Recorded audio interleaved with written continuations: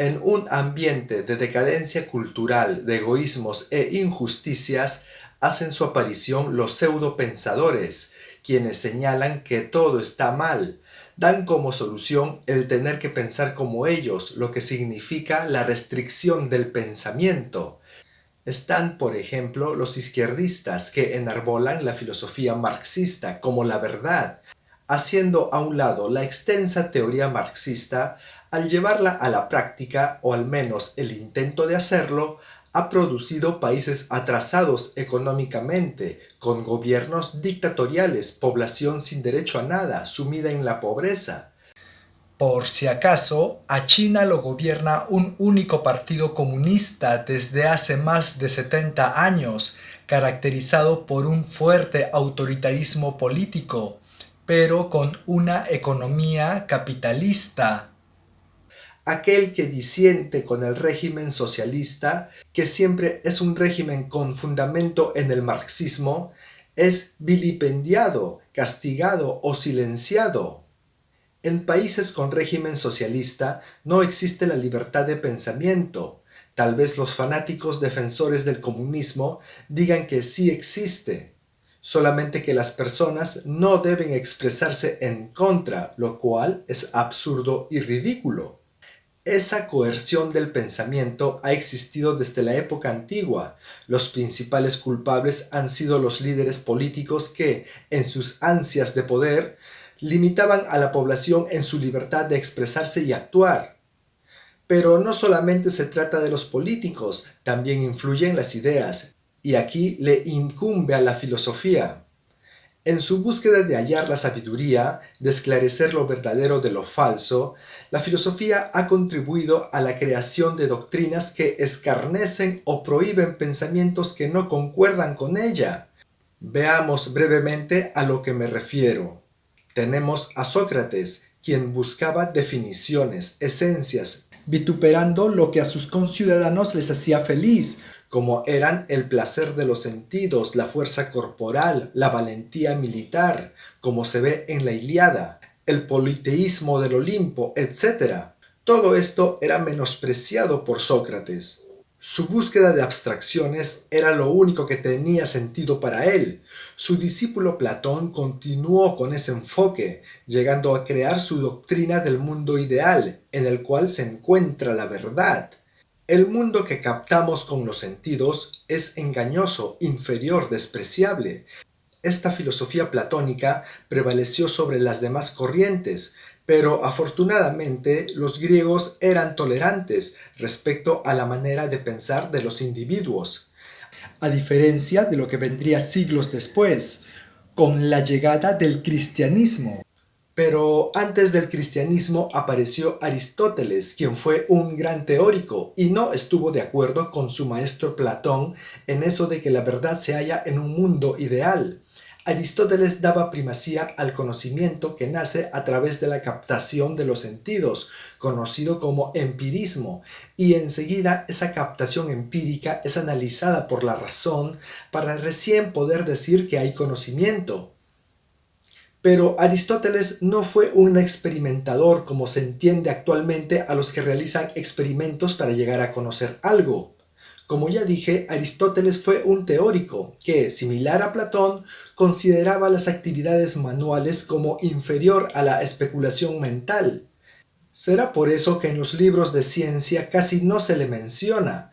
Han existido otros griegos que actualmente se siguen mencionando en los libros científicos, como Eratóstenes, quien fue el primero en medir la circunferencia de la Tierra, o Euclides, quien fue el creador de la geometría plana o llamada euclidiana, o Tales, quien, aparte de su especulación del agua como el origen del mundo, es también conocido por su aporte a la geometría con su famosa propiedad llamada el teorema de Tales, o Arquímedes, quien descubrió la relación entre peso y volumen de los cuerpos, exclamando su famosa frase Eureka.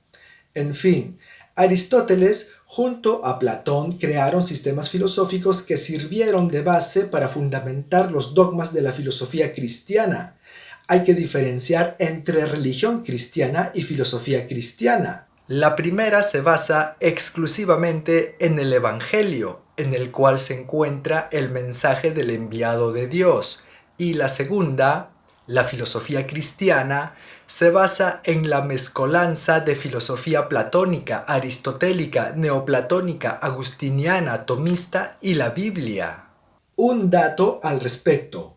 Martín Lutero se dio cuenta de que su aprendizaje como monje cristiano estaba fundamentado en filosofía griega, o como él la llamaba, filosofía pagana, y renegó de esto, buscando tranquilizar su alma atormentada porque sentía que no poseía verdadera fe. Llegó a la conclusión de que solamente la Biblia basta para ser cristiano. Bueno, continuando, con la proliferación del cristianismo desapareció la libertad de pensamiento.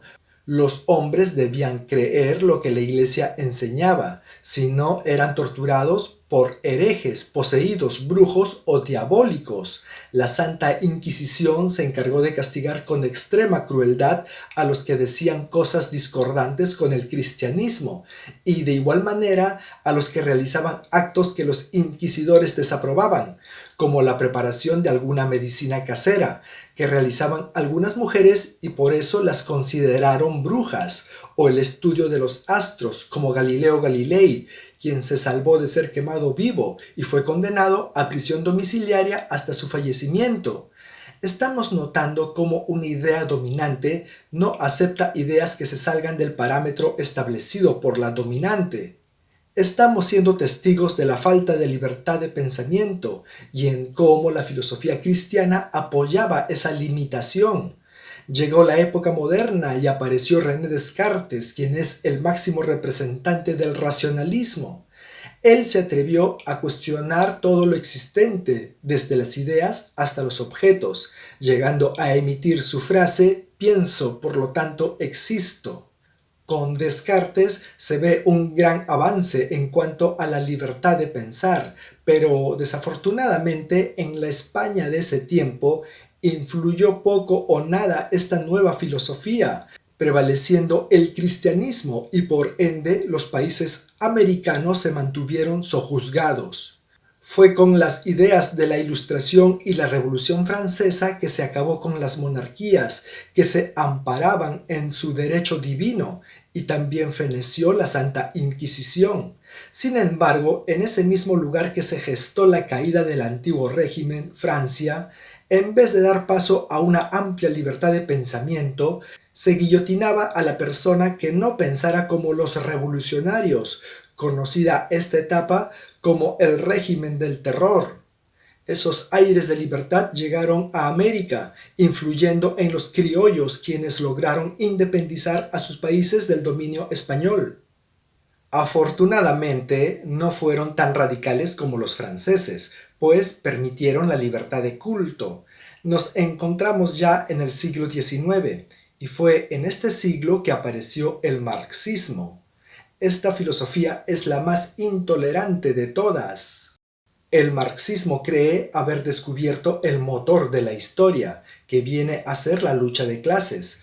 Una vez entendiendo que los empresarios se aprovechan de sus trabajadores con jornadas laborales que generan plusvalía, es decir, ganancia extra que va a las manos de los jefes, los trabajadores deben apoderarse de la empresa, dirigir la sociedad hasta lograr la eliminación de clases y conseguir la igualdad en todos los aspectos, arribando en el comunismo. Aquel que encuentre objeciones al comunismo es un traidor o contrarrevolucionario o un burgués, tomado este término en forma despectiva. Hay nula tolerancia a la libertad de pensamiento y por ende a la acción. Se sabe que los partidos políticos de izquierda son los que poseen la ideología marxista y cualquier persona que se autodenomina de izquierda cree en la totalidad del marxismo o al menos en una buena parte. Por eso, la gente de izquierda siempre está criticando todo lo que no corresponda a su filosofía marxista o llámese comunista. Critican la libre empresa, las importaciones, el consumo de productos extranjeros y aquí se insertan las modas, la música, las películas, etc. Los izquierdistas radicales desean un dictador que prohíba todo lo que tenga raíces extranjeras y el país se quede con las tradiciones y costumbres que existían antes de la llegada de Cristóbal Colón. Y esto no es una exageración. Bueno, pongo un ejemplo más de la carencia de libertad de pensamiento en la filosofía. Tenemos la filosofía nietzscheana. Nietzsche valoraba la vida desde una sola visión, que viene a ser el modo dionisíaco de los griegos antiguos. Para él, la vida consistía en lucha, celebración, energía, fuerza, belleza y los aspectos contrarios como la enfermedad, el sufrimiento, la decrepitud, la muerte, no deben ser tomados en cuenta. Si alguien se detiene a considerar estos últimos como aspectos también importantes de la vida, pasa a ser un decadente, un negador de la vida, un enfermo. Según Nietzsche, debemos vivir enfocados en el advenimiento del superhombre, quien será fuerte, decidido, guerrero, artista. Por lo tanto, si alguien sufre y se encomienda a Dios, o si alguien siente compasión por otro, es un tonto o idiota. Estamos ante otra filosofía que no considera la libertad de pensamiento.